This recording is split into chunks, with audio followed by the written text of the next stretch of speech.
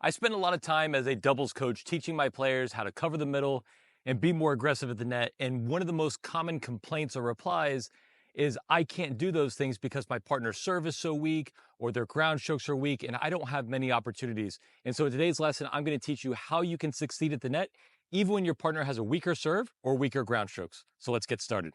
So the first thing we need to do in order to be good at the net in these types of situations is accept the fact that it is our responsibility to be better at the net, not their responsibility to hit better serves or ground strokes for me. So the great Louis Cayer came on my podcast a couple months ago, and he asked the great question, what type of partner do you want?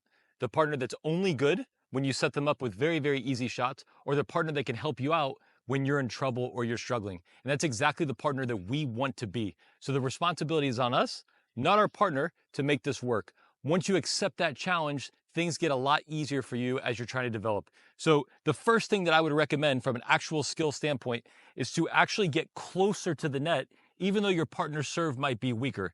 And the reason for that is very simple. Even though I might have slightly less reaction time from where I'm standing, I can actually hit some good volleys if I'm lucky. If I back way up out of the picture, not only is the ball still coming fast at me and it's still difficult, but now I can't even play offense. So I haven't really made it that much easier for me, and I've taken away any opportunity for me to do something good. So even though it sounds counterintuitive, I actually think it's significantly easier to play the net from up here. Now, we are going to lose some of our reaction time, although very, very subtle, we will. So the second tip is that we have to almost feel like there's a force field right out in front of us, and the ball will never get past here. So I've got my hands out in front, and I'm going to be in this mode to start. And if they end up hitting a ball a little slower than I think, all good. But I'm going to expect the ball here. And if they hit fast and I have to move, I will actually back up so I can keep that ball in front of me. When that ball's in front, number one, I'll be able to react and make it, but I can actually angle off the ball because I'm close and the ball's out here. What I see a lot of amateurs doing is they're actually ready position with the elbow behind their waist. And so even when they're trying to be short and do nothing, it's actually behind their body.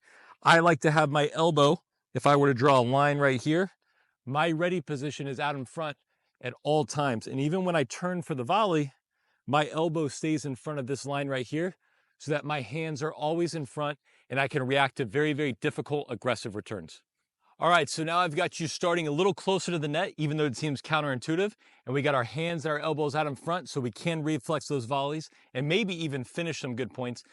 Now what we have to do is learn how to distract the returner because our partner serve is not good. That's not going to change in the match. It's slow, it's easy to attack, and they have a lot of options. So I have to take their mind off the return and put it on myself.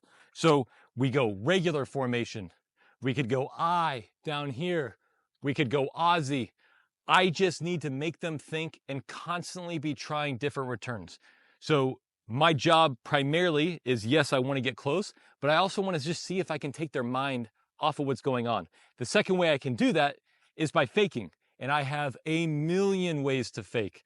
I've gone into my other YouTube videos. I can just give a shoulder fake. If my partner's serve is really slow, I can do a really early fake and wait, and I can give a second fake before they hit. Or I can do an early fake and then I can poach. Or I can just stand here and do nothing at the last second, give a little shoulder fake there. I have so many options where I can just be dancing around and causing havoc in their mind. Now, one thing I will say about faking, as always, is it only works if you actually poach first. If I've never poached, then I'm just dancing around for fun, and that may distract them a little bit, but ultimately they'll catch on that you're never going to move. So I would poach early, even if your partner serve is not that great. If you're close to the net and your hands are in front, we can definitely get lucky, and now all of a sudden you got the returner really respecting you, even though the serve is not that great. The last thing I will say about this entire process is this is a challenge. This is a game. It should be exciting for you. Honestly, it's way more fun for me to pick off a ball when my partner's serve is weak than to just finish an easy overhead when their serve is strong.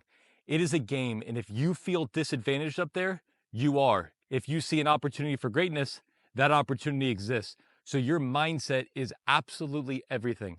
I know that I could be a very efficient net player with a 3-0 serve, even if we were playing against 4-0s. Now, I've practiced this for 30 years. So, of course, I have that skill, and I want you to accept that challenge of building up your own skill. And the final comment I will say is if you practice all these things, you get closer to the net, you got your hands in front, you're learning how to fake, you're learning how to do different formations, and they are still absolutely smoking returns, then for that particular match, you should go back to the baseline when your partner is serving. We had our players do this at Duke when the time rose where maybe we didn't have an efficient serve, and it worked extremely well, and those players were 13 UTRs.